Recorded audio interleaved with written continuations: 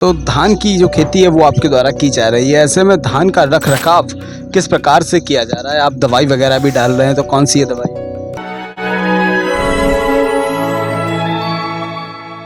नमस्कार किसान मित्रों, कृषि पिटारा में आप सभी का बहुत बहुत स्वागत है। नमस्कार, कृषि पिटारा देख रहे हैं आप। इस समय धान की जो बुवाई है वो चल रही है और धान की बुवाई के बाद काफ़ी किसान ऐसे होंगे जिनकी खेत में जो धान की फसल है वो कहीं ना कहीं कुछ हद तक बड़ी भी होगी।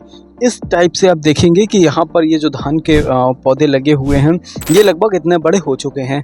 अब इनका रखरखाव कैसे करना है, किस प्रकार की दवाइयाँ डालनी है और धान के खेत में नमक का जो छिड़काव है वो क्यों ज़रूरी है, इन सभी बातों को जानने के लिए आज हम यहाँ के जो उन्नतशील किसान हैं उनसे बात करेंगे और उनसे जानेंगे कि आखिर ये सब चीज़ें क्यों महत्वपूर्ण है। जुड़े रहिएगा हमारे साथ में, आगे हम उनसे बात करते हैं। चलिए, तो जो उन्नतशील किसान हैं वो हमारे साथ में जुड़ चुके हैं, उनसे हम जानने का प्रयास करते हैं कि किस प्रकार की जो रखरखाव है वो यहाँ पर ज़रूरी है। क्या नाम है आपका? मेरा नाम है श्रीपाल सिंह। कहाँ रहते हैं? वैसे तो यहीं के रहने वाले, लेकिन अब सैनिक कॉलोनी फतेहगढ़ रहते हैं। तो धान की जो खेती है वो आपके द्वारा की जा रही है। ऐसे में धान का रखरखाव किस प्रकार से किया जा रहा है? आप दवाई वगैरह भी डाल रहे हैं, तो कौन सी है दवाई? ये दवाई है कंट्रोल प्लस। हाँ, क्या उपयोग है इसका?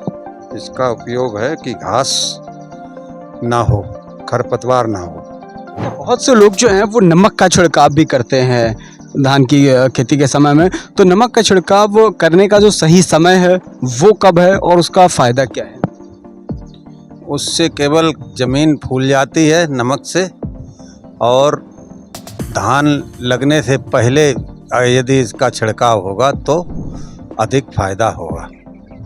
अधिक फ़ायदा होगा।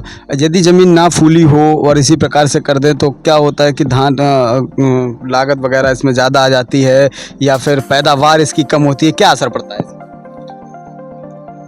धान के यदि एक ज़मीन फूली हुई है तो आसानी से धान लग जाएगा। हाँ, वैसे लगाने वालों को, लेबर को थोड़ा दिक्कत होती है, ये है। तो यानी कह सकते हैं कि सहजता जो है वो व्यक्ति को रहेगी। यदि वो ज़मीन फूली हुई होती है तो उसमें धान आसानी से आप लगा सकते हैं। जो आपको मेहनत है वो इतनी अधिक मात्रा में आसानी से होगी धान की, रोपाई जो है वो अधिक हो सकती है। तो आगे से याद रखें, जितने भी हमारे दर्शक हैं वो देख रहे हैं कि यदि आप धान की फसल करने जा रहे हैं तो सबसे पहले ये ध्यान रखें कि नमक का छिड़काव जरूरी है। अच्छा, कितना नमक जो है वो 1 बीघा में लगभग उसका छिड़काव करना होगा? क्या घोल तैयार करना होता है, कैसे रहता है? इस संबंध में हमें नहीं पूरा पता है, क्योंकि हमने नमक का छिड़काव नहीं किया। किस प्रकार से फिर आपकी जो ज़मीन है वो ऐसे ही रही थी कि आसानी रही होगी कि दिक्कत रही? क्या नहीं दिक्कत रही, इसमें मक्का थी और मक्का के जो है खरपतवार जो भी उसका अवशेष था वो इसी में कटवा दिया, इस वजह से दिक्कत हुई। हाँ, दूसरी चीज़ ये है कि 1 बीघा में लगभग कितनी जो लागत है वो आ जाती है? लागत तो कम से कम 6 से 7 हज़ार रुपये आ जाएगा। कितने कुंटल धान जो है वो 1 बीघा में तैयार हो सकता है? ये पैदावार के ऊपर है, यदि समय से होगा तो 5 कुंटल धान होगा। अब ये धान थोड़ा पीछे हो गया, इसलिए को इसमें 4 हो, 3.5 हो। और दूसरा ये रहता है कि लगभग मूल्य की बात करें, आज बाज़ारों में जो मूल्य है वो धान का लगभग अभी कितना जा रहा है? अब ये बता रहे हैं कि धान ये उन्नतशील धान है, इसकी कीमत बाज़ार पे जब ये तैयार होगा तो 2800 रुपये से कम नहीं होगी। तो कह सकते हैं कि जो कहीं ना कहीं ये दोगुनी रेट जो है, दोगुने मूल्य हैं वो आप लगा सकते हैं, क्योंकि 6 से 7 हज़ार लगाइए तो 14 से 15 हज़ार पर बीघा के अनुसार आप फ़ायदा उससे ले सकते हैं। क्योंकि और तमाम जो चीज़ें हैं वो हैं, लेकिन किस प्रकार से रखरखाव की जो दादा ने बात बताई थी वो उसका बेहद ध्यान रखना होगा आपको कि दवाइयों का जो छिड़काव है, खरपतवार से इसको जो है वो बचाना है, इन चीज़ों का विशेष ध्यान रखना होगा। और पानी जो है वो समय समय पर लगने रहना चाहिए। कितने पानी जो हैं वो लग जाने चाहिए? पानी तो यदि नहीं बरसेगा तो पानी सप्ताह में 2 बार लगेगा।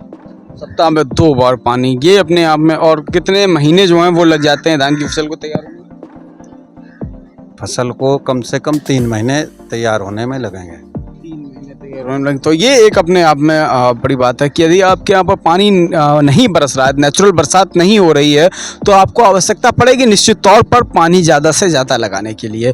तो इन चीज़ों का ध्यान रखते हुए धान की जो फसल है वो आप लोग कर सकते हैं, और इसी प्रकार की जो जानकारी है वो लेने के लिए जुड़े रहिएगा कृषि पिटारा के साथ में। फरुखाबाद जनपद से कृषि पिटारा के लिए शिवम शुक्ला की रिपोर्ट। तो किसान मित्रों, ये था आज का कृषि पिटारा। हमें उम्मीद है कि ये कार्यक्रम आपको काफी पसंद आया होगा।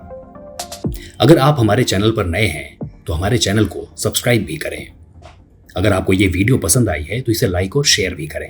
किसान मित्रों, आपका बहुत बहुत धन्यवाद।